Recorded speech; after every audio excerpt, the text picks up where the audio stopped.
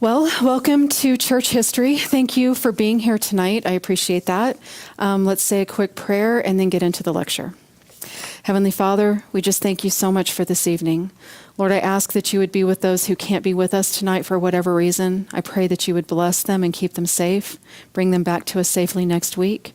For those who are here, Lord, I just pray that you would open their minds, Lord, that what would come out of my mouth would be your will, that you would make those things that I say go away, but that you would teach this class, or that you would just solidify concepts and make connections, and Lord, ultimately that we would just learn more about who you are and about your story. And we ask it in Christ's name. Amen. Okay, so tonight, first of all, I want to talk about, I did not give you this information last week, and I want to make sure that you have it because it's pretty important. So we talked about we kind of skipped ahead in history a little bit. We're going to go back to where we were before last week, but we talked about Eastern Orthodoxy last week. The official formation of Eastern Orthodoxy began in 1054 with the split from the Catholic Church.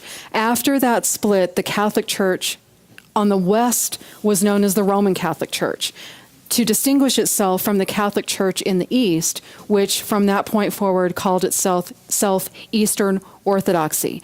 And remember, we talked how there are different flavors of Orthodoxy in the Eastern part. There's Greek Orthodox and Russian Orthodox and blah, blah, blah. It's all the same doctrine. It's just culturally can be slightly different. So the thing that I did not tell you that's so important that you know, that split in 1054 is known as the Great Schism. Okay? The Great Schism. I'm just going to kind of be obnoxious and write it right here. And make sure I write it right. Schism. It's also known as the East-West Schism in some of the writings, but it's really important that you learn that the Great Schism is talking about the split of the Eastern and Western churches. In future lectures, we're going to talk about the Great Papal Schism and totally different splitting. So, but they're both called the Great, the Great, and then this is the Schism, and then Papal Schism to distinguish it from this one. So I want to make sure you have that phrase. Okay? All right. Now we can start tonight's lecture. Okay. So tonight we're going to focus on a monk named Gregory, but before we get to him, we need to set a little bit of a background. In the mid-6th century, so like 527 to 565, there was an emperor. He was an emperor in the Eastern Empire. He was based out of Constantinople. His name was Justinian. Okay, he was married to a woman named Theodora. So he actually had a non-royal birth, Justinian did. But he did have direct non-royal birth. He had family, like an uncle or a cousin or something like that got into the bloodline, that was into the Roman, well, it's not really a bloodline, but into the Roman Empire ship. And he went to Constantinople when he was a young boy and started to learn because of this sort of distant family member. He went there and became educated and ended up becoming an emperor. So whatever. Anyway, you can look into that if you want to. Anyway, he married a woman named Theodora. She was also she had a checkered past. She was a prostitute in her past. But she was an extremely personable woman. The people of, at least the Eastern Empire, loved Theodora. They delighted in her. So she was a very strong personality, and she and Justinian effectively were co-emperors of the Eastern Empire. Now, of course, I don't know that the official Roman records would call her an empress, because they just didn't do that. But in effect, she had a very strong influence over the decisions that he was making. Okay? Now, Justinian, he was very, very bright. He was very smart, and he had a very strong work ethic. So he was also kind of a brutal ruler. Okay, so I just want to make sure you realize we're focusing in on one part of the aspect of his rule. There are lots of other things, like if you study Justinian, or if you study any of these emperors, if you study them as people, you'll find out there's other stuff besides what we're talking about. We're looking at it through a church history lens. So just realize that this isn't all he's known for, but it's important. So he had several bans that he enforced across the empire. Some of them the people appreciated, some of them the people did not. So he would, and these, when I say they're banned, they are under penalty of death if you're caught if you are guilty of any of these things. So prostitution, adultery, or homosexuality, anything of a pagan influence or a pagan belief system.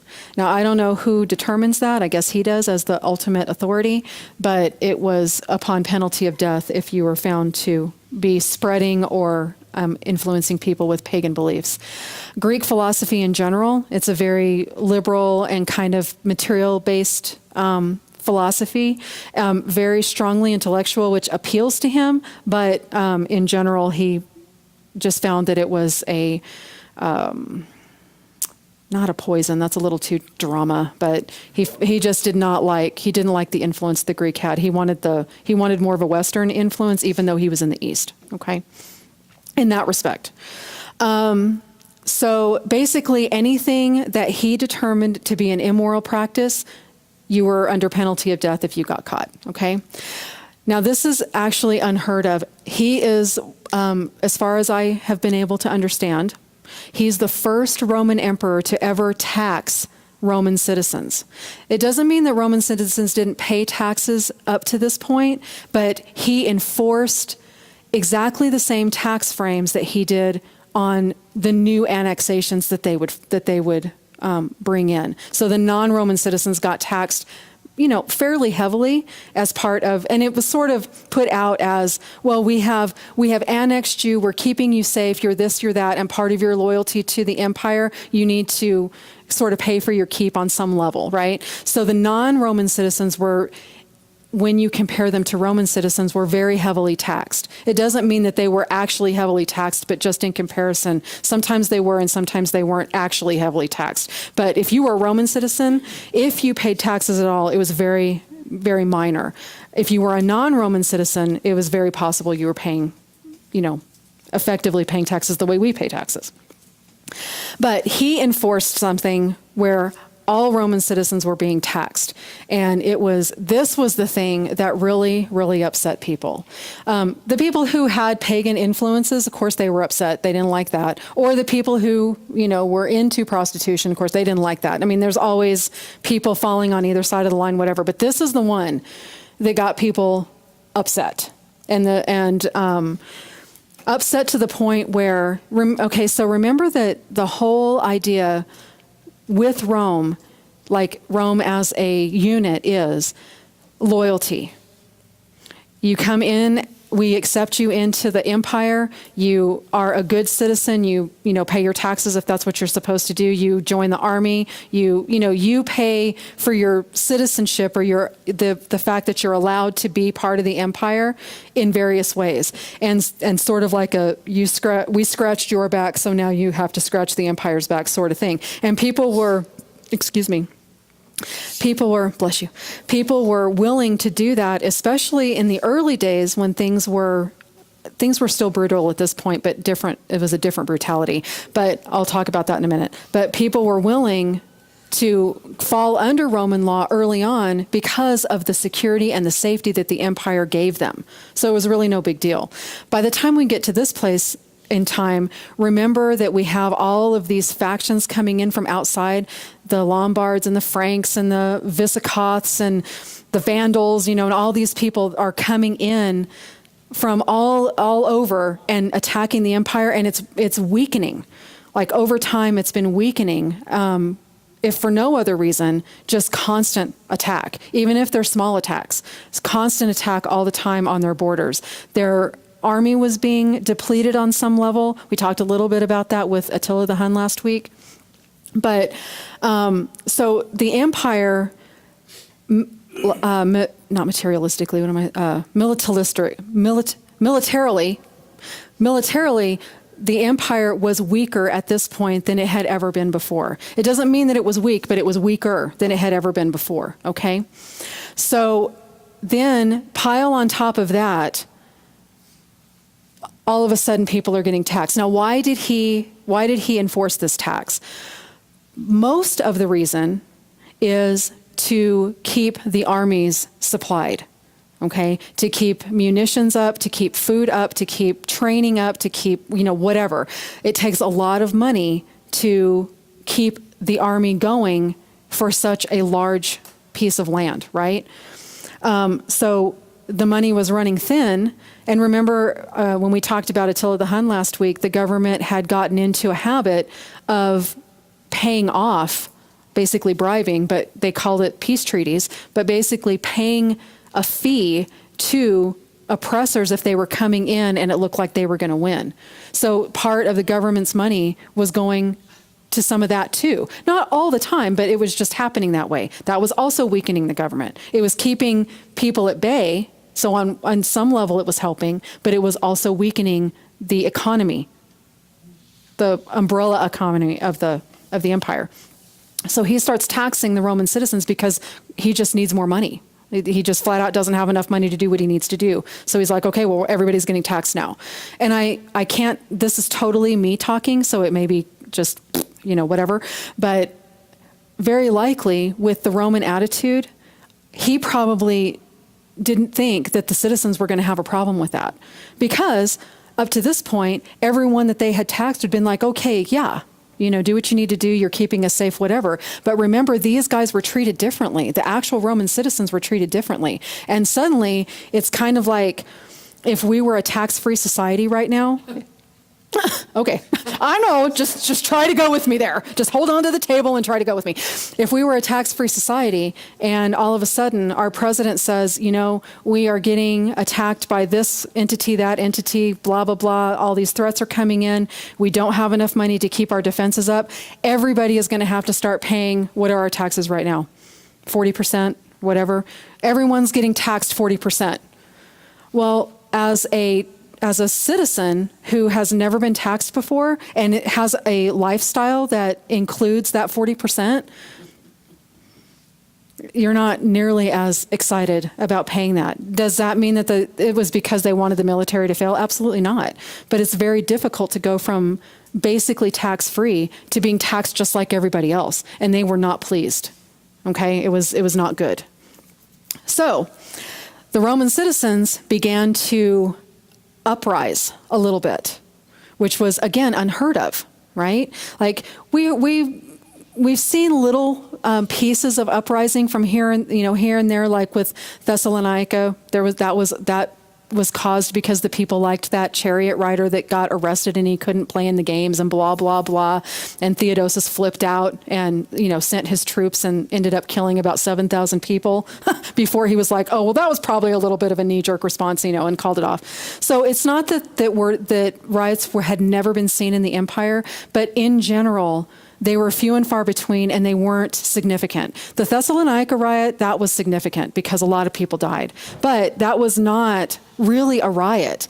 That was a small uprising where, 6 or 7 soldiers or something like that ended up getting killed and just made Theodosius mad. And so it wasn't really a riot. It was a full-on military maneuver. And he sent those troops in and just slaughtered people. Like, that's not a riot. You know what I'm saying? So a little bit different. But the people now are getting very frustrated. They are living beyond their means, right? And they're starting to lose things. They're starting to, I don't know if everyone has had the experience of financial stress, but it can alter every part of your life, how you treat your spouse, how you treat your children, how you treat your coworkers, how you treat yourself. Things just begin to, if you're not trusting God that is in control, things start really spiraling because you're focusing on your circumstances, right? So that's kind of what was happening. The Roman citizens were not happy. And it just sort of inflamed whatever, and you see that happen today. There can be one issue that really, really upsets you politically, and it can be local or federal or whatever. And then as other things come along, or the things that are already established and they're being enforced, they make you more mad because you're already irritated. And then this thing that has always been that way, that never bothered you before, really, well, now it's an outrage.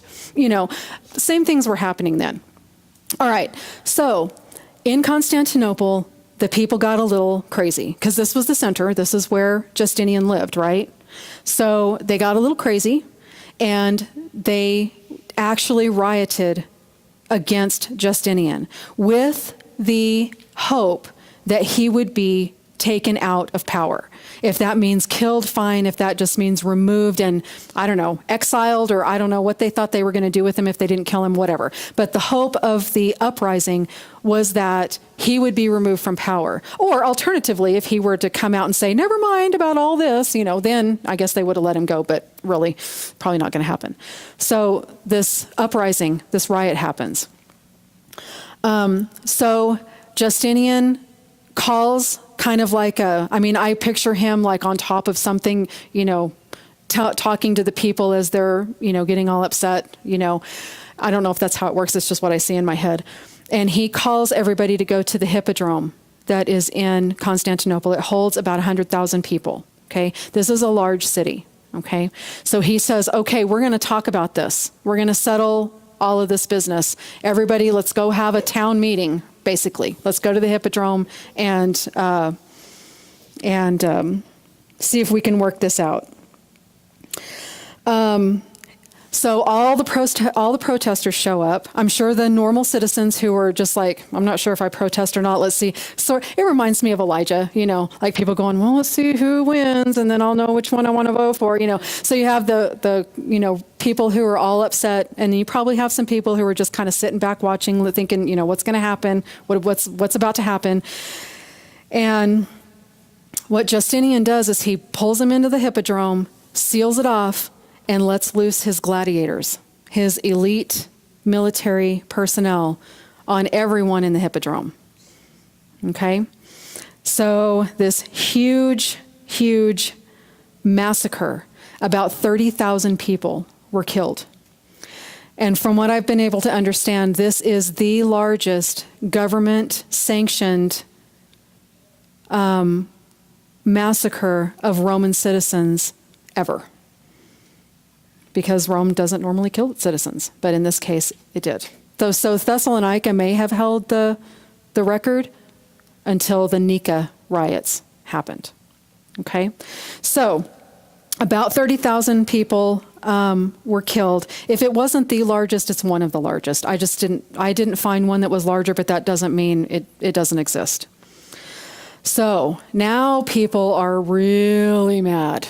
Right? Now he's pushed it, and instead of fear taking over and people coming into compliance, that was not happening. I'm sure there were a sect of people who were doing that, but people were really, really angry after their fellow citizens were killed, pulled into the Hippodrome under false pretenses, basically sealed in and killed. That was not okay with these citizens.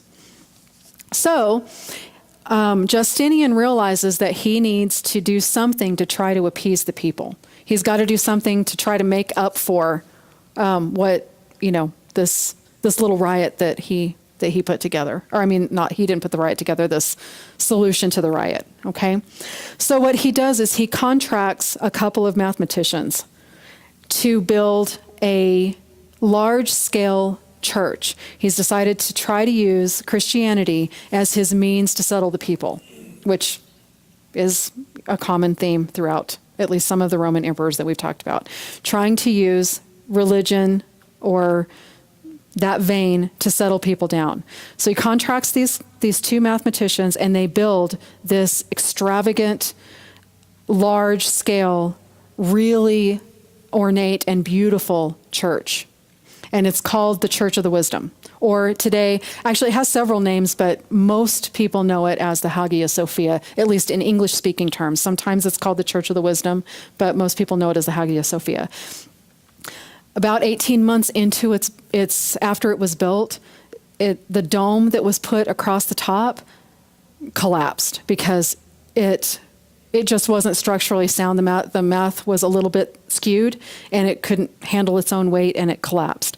So they went back and figured out what they did wrong, whatever. I think it was just one of the two mathematicians, if I remember right, was on this job the second time. I may be wrong about that, though. And they constructed a less flat, more dome-ish covering, and it's still standing.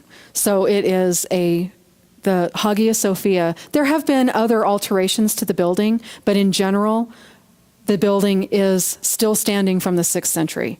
So it's a feat of engineering, okay? I have not seen it, but I know people who have, and they have said it's a pretty spectacular sight.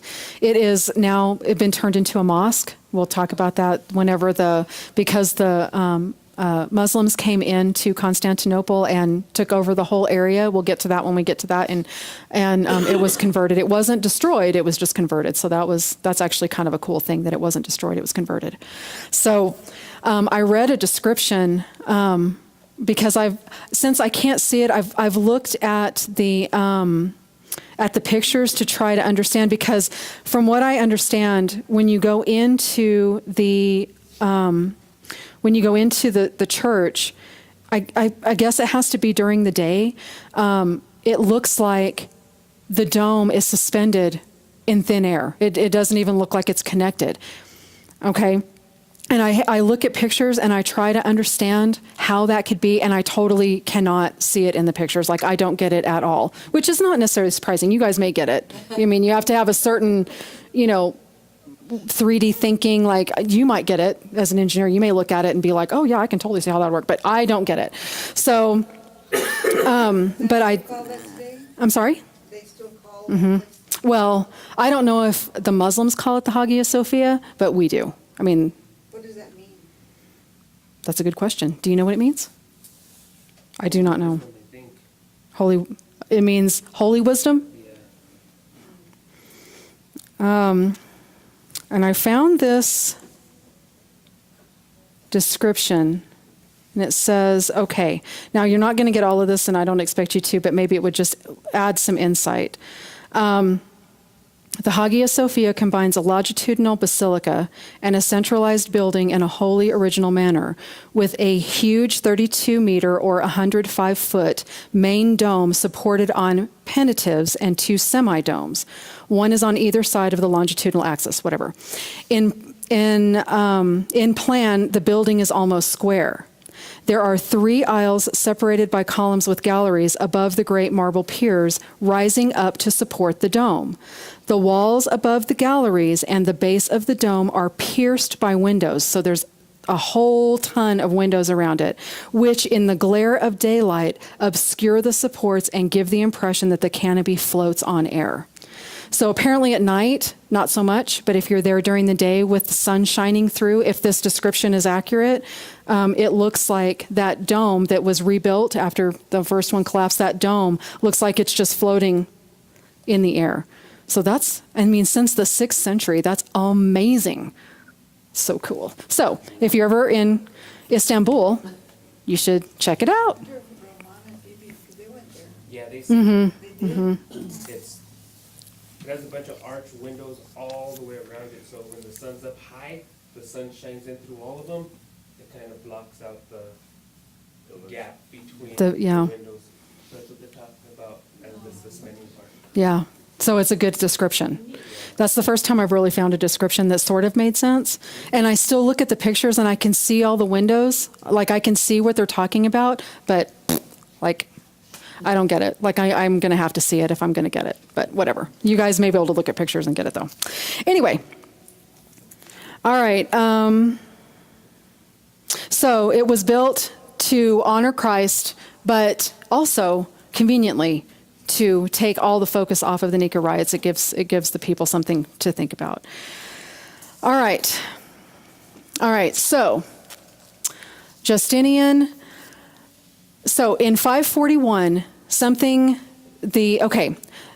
so this was called the plague. Now, when you Google the plague, you're going to find that most of it is in like the 1400s, the 1500s. Like that's the bubonic plague, like that wiped out. I don't know if you guys ever saw Monty Python, but they have a whole skit about the plague. But whatever, it's not historically accurate, but whatever.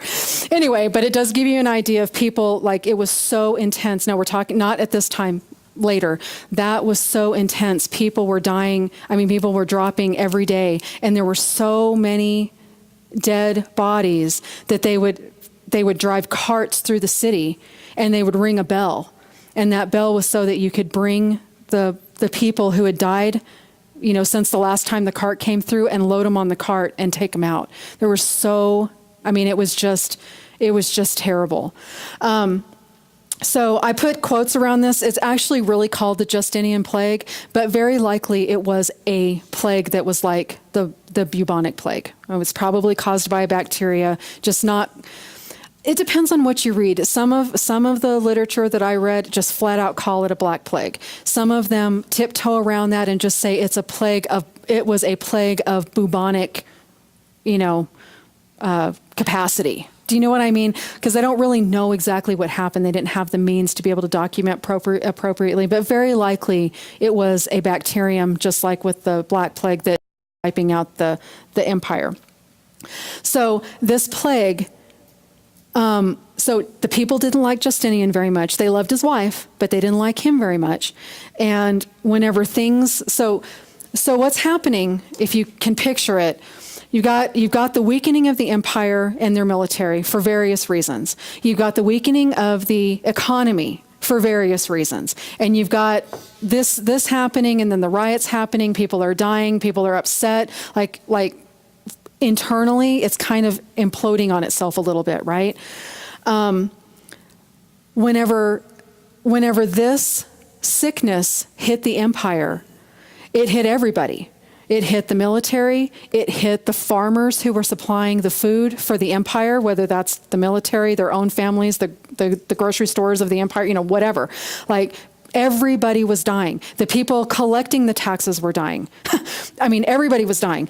So the economy during this time, after it had set in and a chunk of the populace was no longer effectively able to work or contribute anymore because they're gone,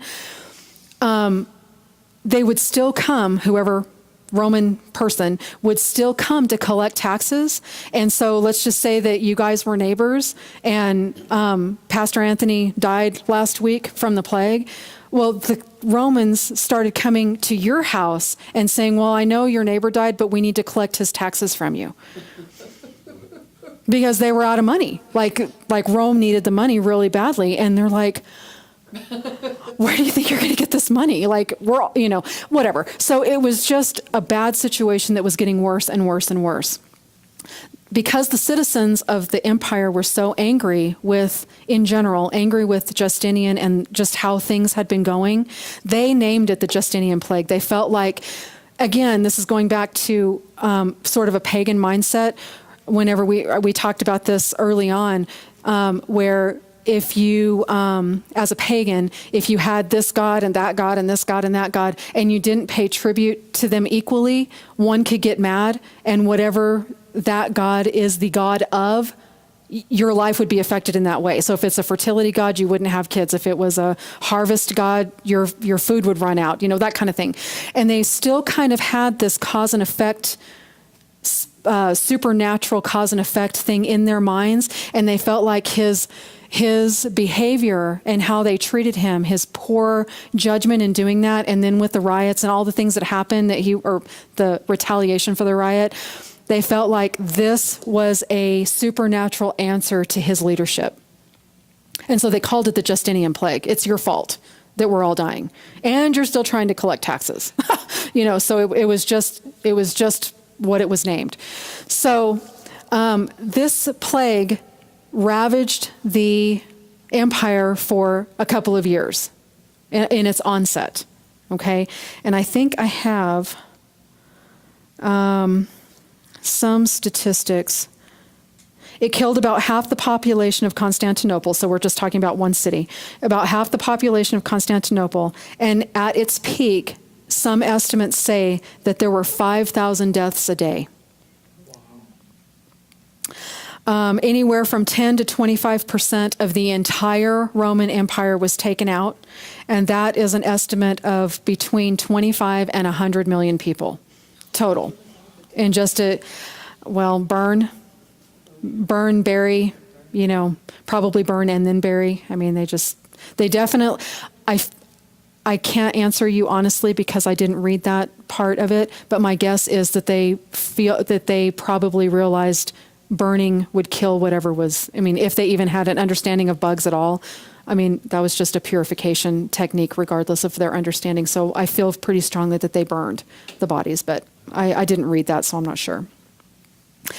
Now, these are all statistics. You can look them up. They're all over the board, so I'm just, they're stats, so take it for what it's worth.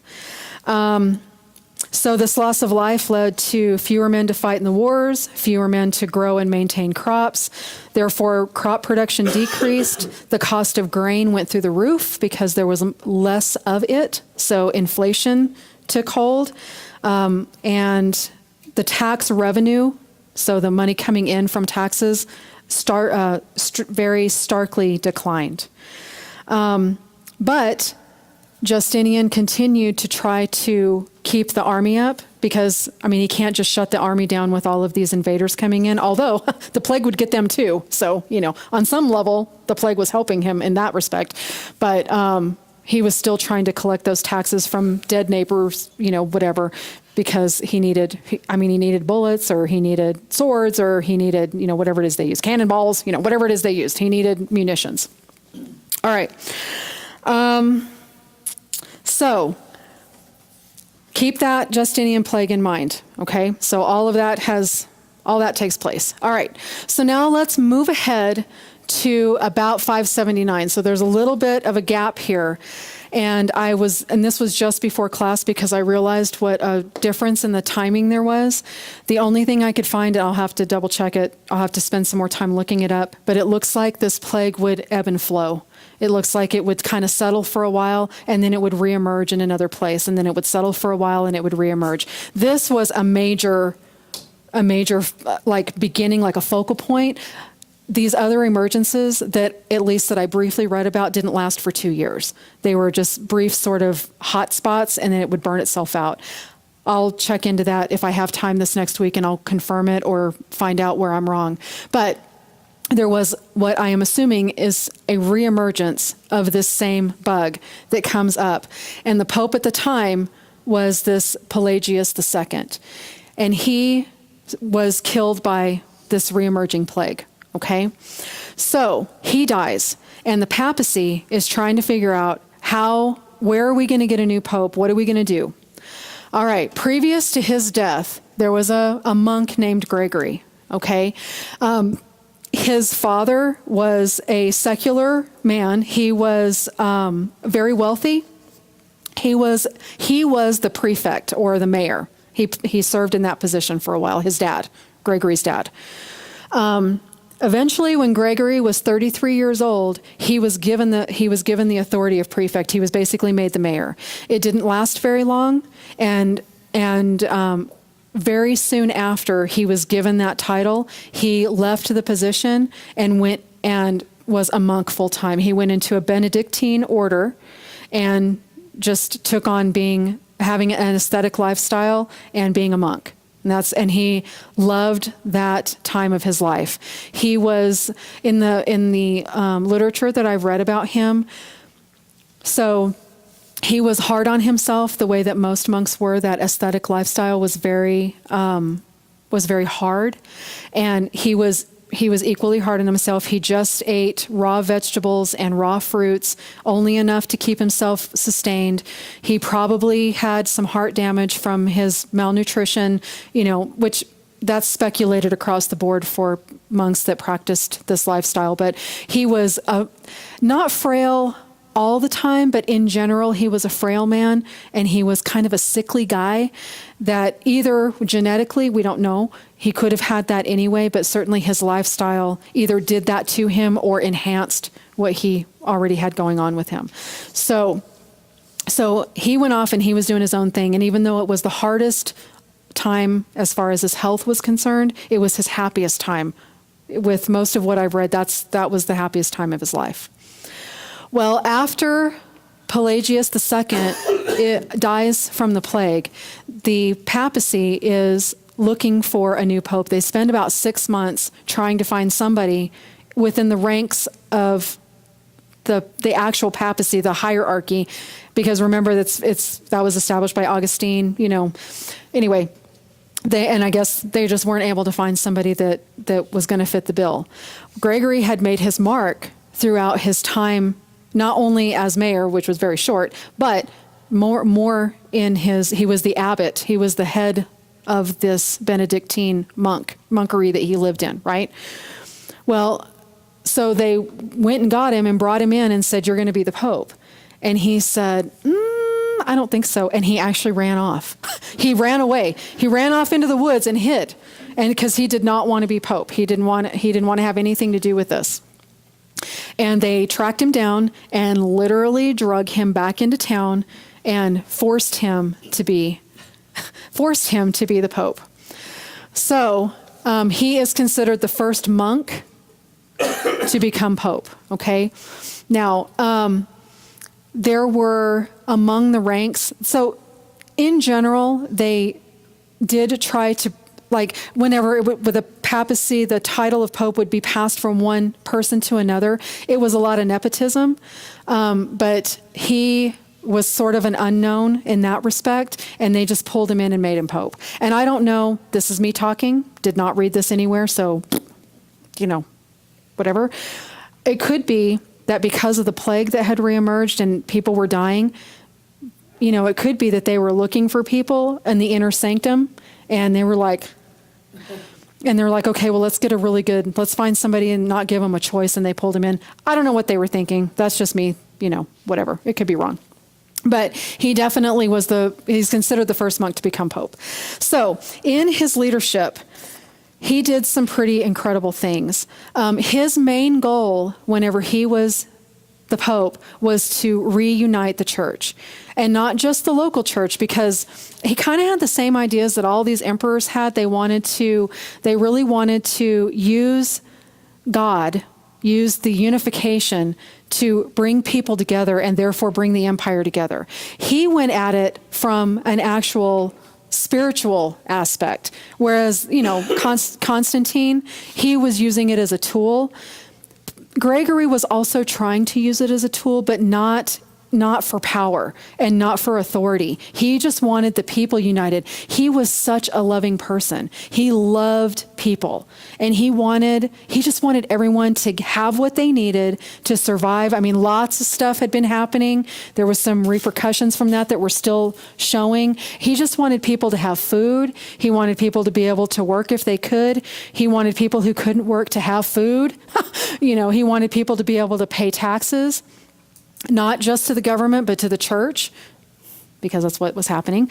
But, he wanted people to be okay. And so his leadership was about reuniting the church, but it was just a little bit different vein. Okay? All right. So he did some pretty incredible things whenever he was in power. So remember last week whenever we were talking about the question the week before was given to me about Valentinian and how was he the Pope who was killed with the second Vandal, invasion, blah, blah, whenever there was only one Pope in the empire and that was in the East and whatever. All right. And remember, I've said several times that Leo, it really wasn't his job to go out and face a military leader the way that he was given that position. Not that Valentinian himself as the emperor should have been put in harm's way, and he did send other delegates with him, but he's putting a religious, non-violent or non-military person directly in harm's way by sending him out. And apparently, even though we don't know what the exact conversations were during that meeting, Leo is given credit for negotiating, not the other two delegates. Leo's given that credit. So we don't know if that's actually true, but it's assumed. I mean, that's what came out of it, right? So he, as a religious leader, was really doing an imperial job, right? Well, Gregory ended up being just like that, except that it wasn't because there wasn't another leader or a leader was putting him and forcing him to be that way. The imperial leader was off in Constantinople, right? And whatever imperial leadership he had around him, they were not taking charge of things in the same way that he would. So basically what he did was he started negotiating with people, other groups of people, as they would come to the outskirts of the town, kind of the way that Leo did, but in a this is an official meeting to try to stop you from sacking the city. Not in that way. He would just literally go out as the pastor saying, I'm the pastor of the church, and I just wanted to say that we're peaceful and we don't want any trouble, and this is what we can do. But he became an extremely effective negotiator. And he was making very effective peace agreements with different entities. And as time went on, he was used by the empire as a negotiator because he was so good at it. And he became so effective that during his time as Pope, the leadership of the empire, the imperial leadership of the empire, began to change hands. It's not an official changing of hands. It's an active, or in action, it was changing hands. He was taking care of things that really the empire should have been taking care of, the government should have been taking care of. But he, being effective and being strong and being a loving man, he was able to get at the heart of things and talk to people. And he was very effective. So the bottom line of his time in leadership is, while it's not an official like Roman Empire delegate, he effectively captured the imperial power of Rome and began to use it because people would talk to him, people would listen to him.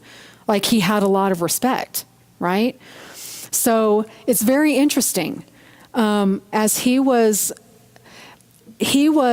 a very interesting man because he was split all the time.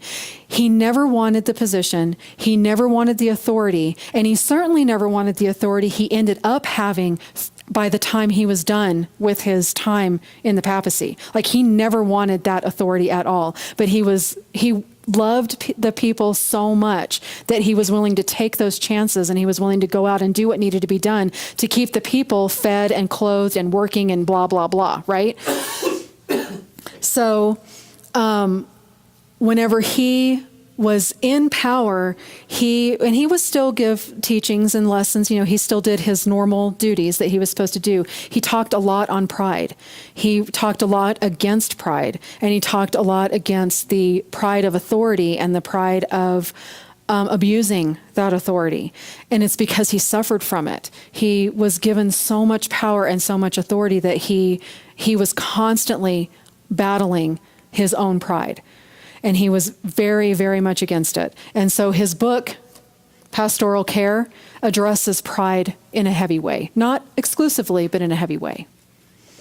And that book has been an influence as we go through. If I can remember, as we go through, there were people who quote or use, they say that this book was a huge influence on why they do what they do and blah, blah. So it's a highly influential book. All right, so Gregory, after he passed away, he was given the title of Gregory the Great, and he was given the title on his tombstone as God's counsel, and I think that was in your chapter, God's counsel, because of his effective imperial leadership that he really should have never had, but he was able to do.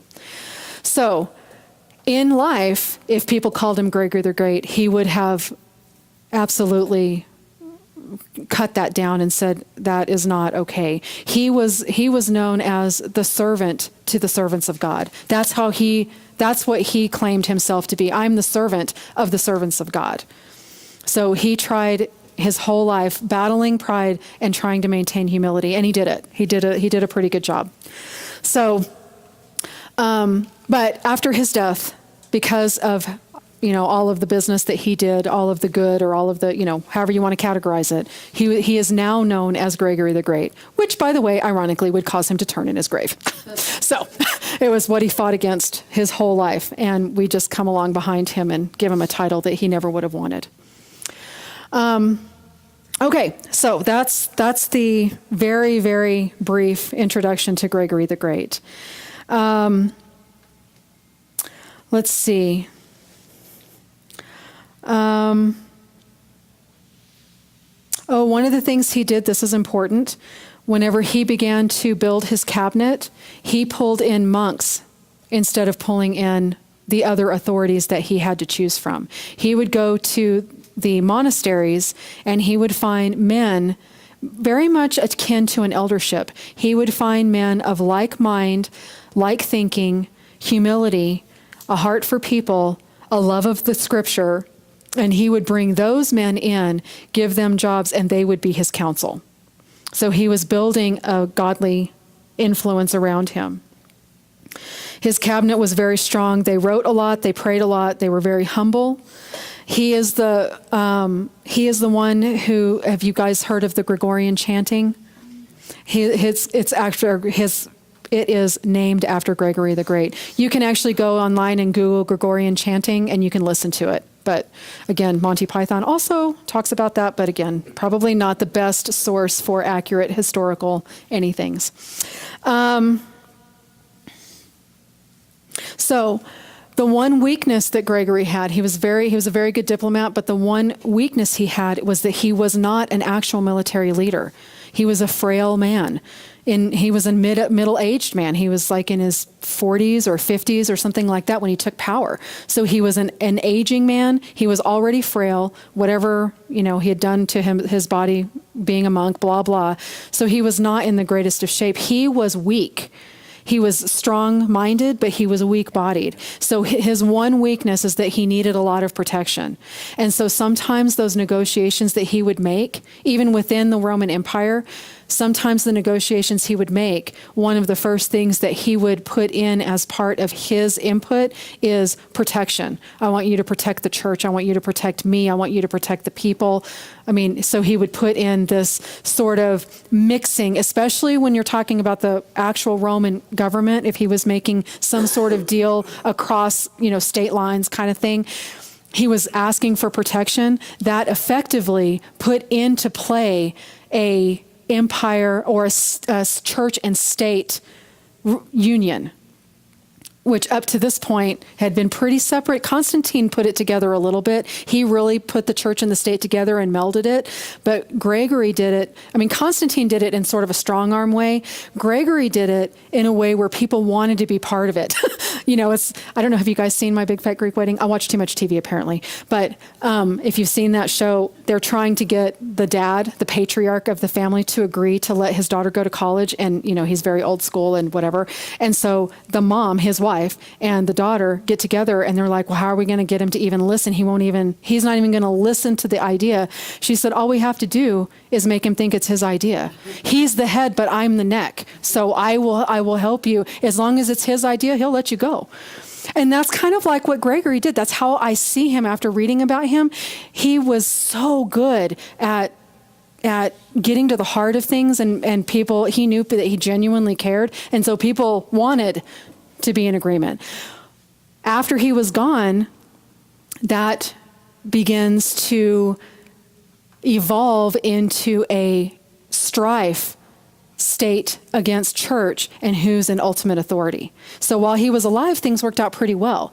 But after he was gone, and it took a little while, other people start coming in kind of like, wow, what is my deal with analogies? Kind of like, Joseph was in Egypt and everyone knew who he was. right? And everybody knew his family and whatever. A few generations later, what does Scripture say? I don't know this Joseph. I don't know who you're talking about. And things got really bad. Well, it's the same thing. I mean, Gregory was in place, and after he was gone, that kind of kept going for a very short time. But after a while, who's Gregory? I mean, oh yeah, Gregory the Great, we know who he is, but we're going to do it this way. Do you know what I'm saying? Like, it just naturally kind of goes away.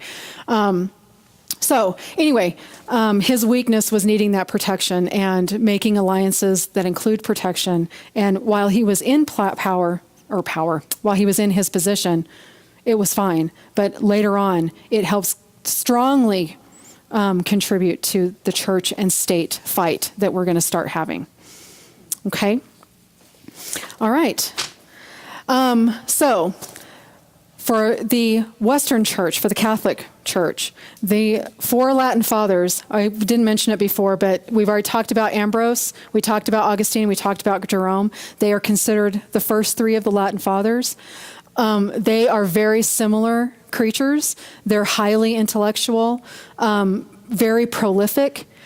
Gregory is considered the fourth of the four Latin fathers, and he's completely different. He was not a great intellect. He was not a great studier or very prolific in that area, but he was very humble and had a great heart for people, and the work that he did earned him the fourth position of the fathers. Eastern Orthodoxy has their own set of fathers that are obviously not Latin, because they're not. And if you want that list, I can give that list to you too. But these are the four that I want you to know. Make sure you know these four Latin fathers, okay? All right, we do not have time for Charlemagne because I talked way too much about Gregory and Justinian. So I'll hit on Charlemagne a little bit next week. I'll just cut a little bit, but I'll give you some information about him. All right. All right, let's say a quick prayer and we're done. Heavenly Father, thank you for this evening. I just pray that you would be with each person as they read this week, as they study, as they try to put together and make connections. Lord, I just pray that you would be with each one, that you will bless the time and the effort that people are able and willing to put in. I just thank you so much for being a part of this, and we ask it in your name. Amen.